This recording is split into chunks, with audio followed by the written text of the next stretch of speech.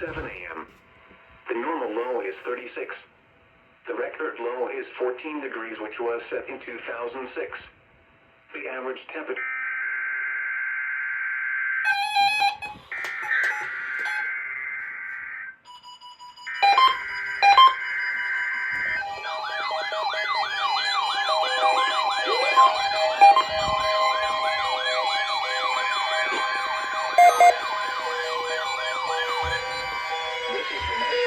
Service office in Greenville, Spartanburg.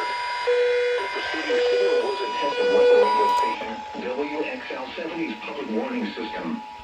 During potentially dangerous weather situations, specially built receivers can be automatically activated to warn of an impending hazard. Tests of the signal and receiver's performance are normally conducted between 11 a.m. and noon each Wednesday. If there had been a threat of severe weather, the test would have been postponed until the next available good weather day.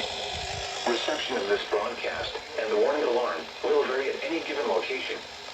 This variability, normally more noticeable at greater distances from the transmitter, can occur even though you are using a good quality receiver in good working order. The warning alarm will be activated for hazardous watches and warnings.